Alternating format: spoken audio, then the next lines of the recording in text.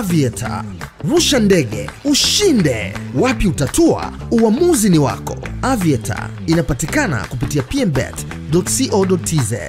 Sasa hivi tumemaliza mashindano, kwa maana kwamba mashindano yote tulioshiriki kuanzia mwanzo wa msimu mpaka mwisho wa msimu tumefika mwisho. Ndio. Ambayo tumefanikiwa, tumecheza nusu finali, tumecheza finali, tumecheza kwenye ligi tumeishia nafasi ya pili. Tulikuwa na matumaini makubwa ya kuweza kufanikiwa. Yapo makosa ambayo yamejitokeza, inaweza kawa ni ya makusudi au ya bahati mbaya, lakini yametupelekea kufika mwisho wa matokeo haya. Ndio. Kawaida ya mpira ni ongoing process. Kwa maana kwamba tumemaliza hatua hiyo, tunaangalia namna ya kujipanga kwenye msimu unaofuata na kuona kwamba mapungufu yaliyojitokeza. Sasa kauli hiyo haiwezi kutolewa kwa uharaka huu ambao unatakiwa sasa hivi. Haiwezi kutolewa rahisi hivyo, kwa sababu ni jambo ambalo linatakiwa ifanyike tathmini na kuona maeneo ambayo yana mapungufu na marekebisho na hatua ambazo zimekusudiwa kuchukuliwa. Ndio. Sasa hivi nikupe nini taarifa au nini itakuwa si sawa. Kwa aina hiyo kwanza aseme kile ambacho mimi nimekosea. Ndio. Kwanza aseme kile ambacho nimekikosea, alafu aniambie kwa makosa haya basi wewe unatakiwa kufanya hivi. Kwa sababu watu hawa timu inapofanya vizuri wao wanakuwa wako kimya. Ndio. Hawapongezi, hawashangilii, wala hawalaumu, wala hawafanyi chochote, wanakuwa kimya. Ndio. Timu ikifanya vibaya wanainuka. Kwa hiyo bado wana misingi kuamini kwenye siasa za uchaguzi. Sio. Kwa hiyo mimi siwezi kuwalaumu kwa sababu ndio mtazamo wao. Kwanza wapime, Simba ina uongozi, na unapozungumzia uongozi sio mtu mmoja, unazungumzia na maamuzi yote huwa tunayafanya kwa pamoja. Ndio. Sasa labda pengine mimi jina langu linatamkika vizuri ndio maana nimekuwa nikishuhudiwa, lakini hilo sikatai, nakubali. Ninachoweza kujua tu ni kwamba mambo hayo ya kusema tutafanya mkutano mkuu. Tutafanya mkutano mkuu. Ndio. Na hakuna taratibu hizo wanazozifikiria wao. Kwa sababu mimi ukiniambia na ukanithibitishia kwa hili umelifanya na umekosea, tawajibika. Mimi tu na maswali yangu ambayo nawauliza Simba, walichokuwa wanajificha na kuficha timu yao na kuwaficha mashabiki wao kana kwamba mechi haipo, halafu wameenda kucheza. Je, kila alichoenda kukionyesha uwanjani ndicho ambacho walikuwa akijifichia? Swali la kwanza. Alafu swali la pili, inakuwaje Simba anakuwa mnyonge mbele ya Yanga Afrika, lakini akija huko kwenye vijio vya gahawa kwamba GSM anadhamini timu 7 hadi timu 8? Na wauliza tena swali, je, wao wamedhaminiwa na GSM? Simba inaweza kama timu ambayo imecontribute, imewachangia Yanga points nyingi zaidi kwenye dabi kuliko timu nyingine, kwa sababu mara nyingi wakikutana na Yanga Simba anafungwa. Kuna kauli moja alizungumza Haji Sande Manara Bugatti alivyotoka Simba kipindi kile. Alivyotoka Simba Haji alilia sana, aliumia sana, sababu Haji anajulikana yule ni Simba yule. Amfika pale Yanga Afrika akasema kauli yake moja siku ya press conference, nakumbuka kuna Hassan Bumbuli. Haji akawa anasema the return of champions, the returns of champions, home of champions, yani nyumba ya makombe. Na akasema Yanga hii itachukua ubingwa back to back 10 years. Oya, unaanza kuiona 10 years au uione? Huu ni msimu wa 4. Huu ni msimu wa 4 na miaka 6 mbele. Na mbaya zaidi wanachukua ubingwa mbele ya nani? Ya Simba Sports, ndio? Kwa kauli ya Haji Sande Manara, kama Simba hawatashtuka na kukumbuka ile kauli ya Haji Sande Manara, wanaweza kaumia. Unajua, kwa mamlaka na sauti iliyojaa akisema the returns of champions, home of champions, na akasema Yanga atachukua ubingwa back to back 10 years, ni kwa sababu anayajua mapungufu ya Simba. Yani anajua mapungufu ya Simba. Kwanza anajua ubora, uimara wa Simba, kwa maana strengths ya Simba, alafu anajua weakness za Simba, kwamba anachukua ule ubora wa Simba alafu akawahamishia Yanga, alafu akachukua udhaifu wa Simba akawahamishia Yanga, alafu leo Yanga wana apply kwamba leta quality players, leta benchi la ufundi bora, peleka wachezaji kwenye camp bora, ndio wako Avic Town kwa sasa. sajili wachezaji wazuri, lipa wachezaji mishahara, wa brand wachezaji na mambo kama hayo. Ndio hiki ambacho leo nakiona. Yanga ameleta ma MVP, chukua MVP Aziki, akaja akachukua MVP Pacome Zouzoua, akachukua MVP Khalid Aucho, yani anachukua gami MVP anashindilia pale. Anatoka Mayele, wanaingia watu. Kwa hiyo kwangu mimi ile kauli ya Haji Manara, kama endapo viongozi wa Simba hawatashtuka, brother, no one can stop Young Africans kwa sababu they know how to play derby. Hicho cha kwanza. Derby ndio mchezo wa maamuzi. Mara nyingi kwa sababu Yanga na Simba ni timu ambazo zina uzani unaofanana when it comes to performance. Mimi sichambui hapa. Naelezea, sichambui hapa, naelezea kwamba uzani ulioko wa Yanga na Simba kwenye level ya ushindani inajulikana. Simba anaweza kusajili best players, Yanga anaweza kusajili best players, lakini sasa kuna kushindana kimbinu ndani ya uwanja na nje ya uwanja. Hapo David Pass, msimu umemalizika labda na tunaiona Simba ambayo msimu huu imekuwa ni wanyonge sana, niseme hivyo. Wanyonge kwa nani? Kwa watani wao tu Young Africa. Sio msimu yote.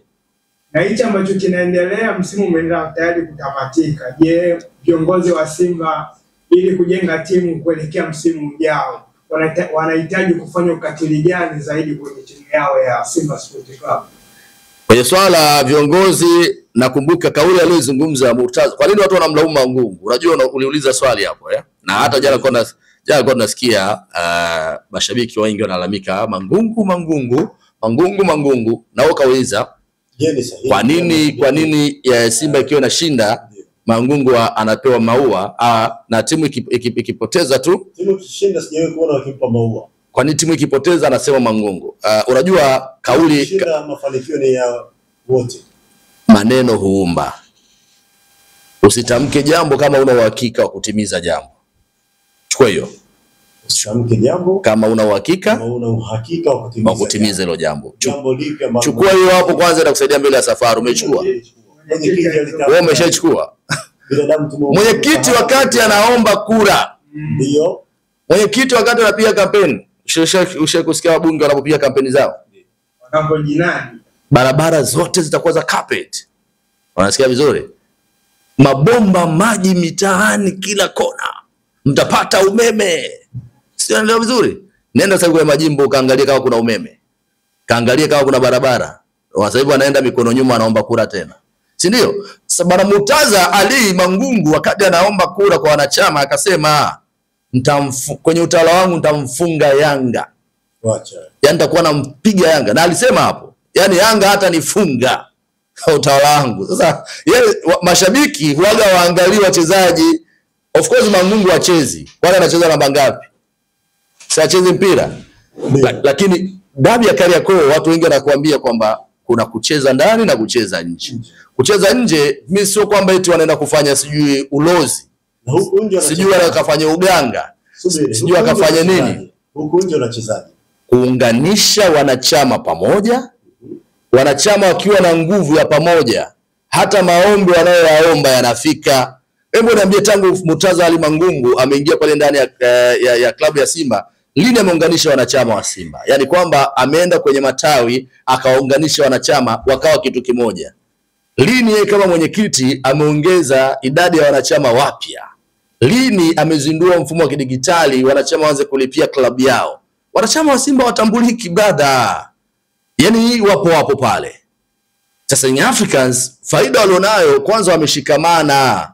Brother, hapa tuzungumzie nje ya uwanja kama ambavyo watu wengine wanahisi, lakini nje ya uwanja ni ule mshikamano, kuwa kitu kimoja, kuwa pamoja na wachezaji. When it comes kwa swala bonus, wachezaji wanapaswa kupewa bonus zao kwa wakati kama ambavyo sasa hivi imetokea. Simba ambiwa hapo nyuma wachezaji hawajapata bonus. Paka siku ya jana wachezaji walikuwa wananungunika. Unaelewa vizuri? Mwenyekiti ni nani? Murtaza Mangungu. Kwa hiyo hivyo vitu watu wanafahamu pale ndani. So to me, ukiona watu wanalaumu ni kwamba yeye alitamka kwamba hatofungwa na Yanga. Lini tangu akiwa madarakani amemfunga Yanga Afrika? Yeye kama mwenyekiti. Engineer Harris leo hii yeye alivyoingia madarakani na remind vitu hapa. Naongea hapa vitu ambavyo alisema engineer alisema nisipochukua ubingwa niulizwe. Yaani Yanga isipochukua ubingwa aulizwe msimu wa kwanza papato almanusura achukue ubingwa. Ile engineer tu amepewa timu na GSM. Nakumbuka timu ilienda kuharibiwa mechi dhidi ya Polisi pale Arusha, aliachiwa Cedric Kikaze. Nabi aliondoka ile. Wakatoka sare wakapoteza ile kitu. Lakini baada ya hapo msimu wa pili Engineer akachukua maamuzi magumu. That is how leaders has to be. Maamuzi magumu.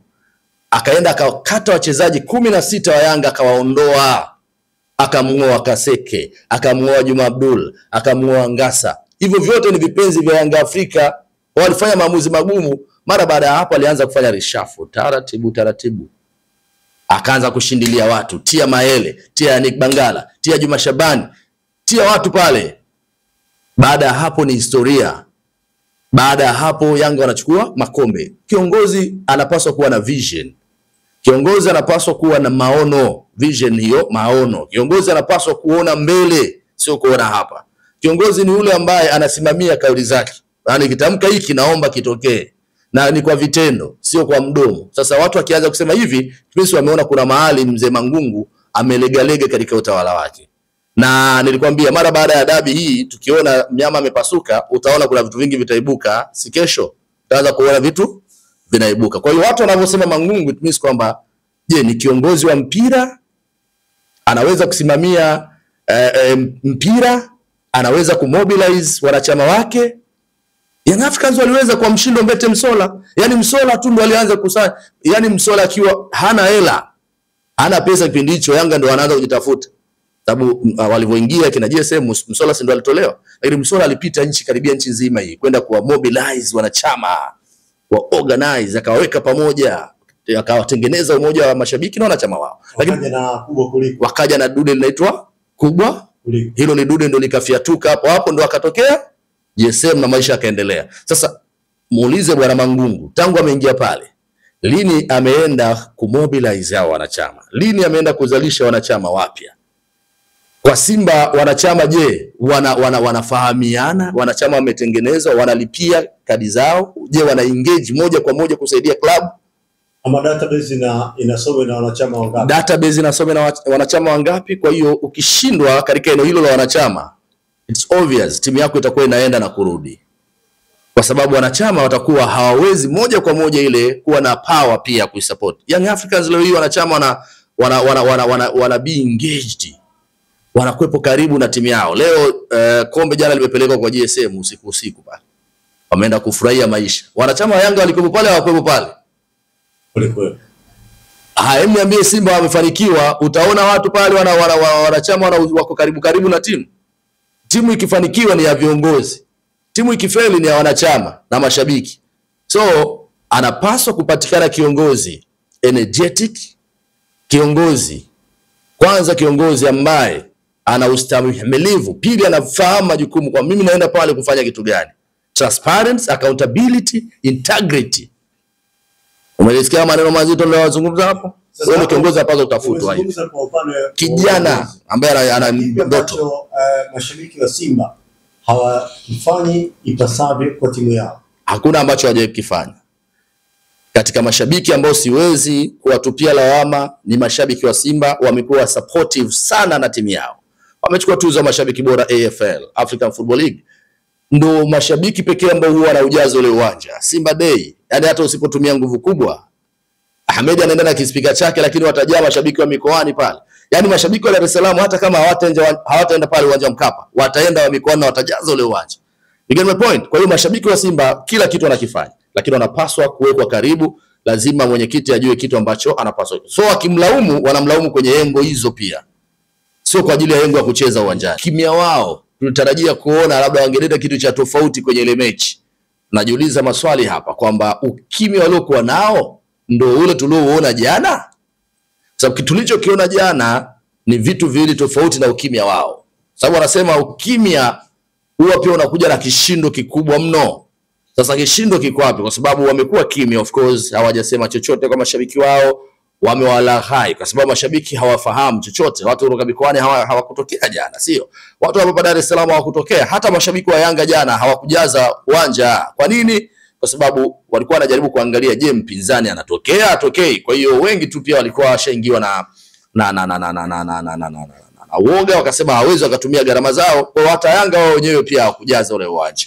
Kwa nini? Kwa sababu namna ambavyo vigogo hawa wakiwa wanasuasua, basi pia wengine huwa wanaingiwa na ubaridi. So to me, mimi naamini kwanza hawakuwatendea haki mashabiki wao, hawakuwapa hiyo mileage na hawajawapa nafasi ya kuitazama timu yao. Lakini kingine, maandalizi waliokuwa wanafanya kwa ule ukimya ndio yale ambayo tumeyashuhudia siku ya jana. Simba walikuwa very poor performance. Yaani katika Simba ambayo nimewahi kuishuhudia mimi msimu huu, hii ndio Simba ambayo imecheza katika kiwango duni, kiwango dhaifu, poor kweli kweli, kuliko Simba ambayo nimeishuhudia ikicheza ligi kwa msimu huu. Wamecheza mechi nyingi. Tumeangalia mechi za mwisho dhidi ya Kagera Sugar, walicheza kiwango duni kwa sababu pengine inawezekana baadhi ya nyota wazuri hawajapangwa. Lakini dhidi ya Young Africans Simba ameenda kucheza kama wanasema kuku yule kuku mgeni mjini. Yaani Simba ameenda kucheza mechi akiwa yeye anaonekana ndo labda Yanga anacheza na Pamba Jiji, au labda Yanga anacheza na Mashujaa, au labda Yanga anacheza na Ken Gold, kwa sababu Yanga anaonekana Simba amemwachia Yanga kila kitu uwanjani. Kila kitu amemwachia. Na ukiangalia namna ambavyo wachezaji walikuwa wacheza, mpira ukai mguuni hata dakika 2 hadi dakika 3. Kwa hiyo inawezekana dhahiri shahiri kulikuwa kuna kitu ambacho kipo nyuma ya pazia, na inawezekana wachezaji hawakuitaka ile mechi. Yaani inawezekana kabisa hata mazoezi waliyofanya sio kwa ajili ya hii mechi, hawakuyafanya mazoezi ya kutosheleza. Yaani Simba hawakufanya mazoezi ya kutosheleza. Wameenda kucheza mchezo ule wakiwa wako na fitness ya chini sana. Level ya fitness ilikuwa ni ndogo mno. Wachezaji miguu yani wanatembea uwanjani, yani hawaonekani wakikimbia. Kwa hiyo utasema kwamba kama waliamua kujificha, hawaposti mitandaoni, bana hawaonyeshi kama watacheza, ni vijembe vya wasemaji hapa na pale, hawajawaambia mashabiki wao kama kuna mechi waende uwanjani kuona wachezaji wao, mechi ya kumaliza msimu na mechi ya ubingwa, halafu unaenda kudisplay kiwango duni, kiwango dhaifu namna ile uwanjani, then utawaambia watu ulikuwa kwenye huo kimya, ulikuwa unafanya kitu gani? Kwamba ulikuwa unapeka nini? Kwa sababu wapo ambao walitafsiri kwamba huenda ukimya kuna jambo linatengenezwa.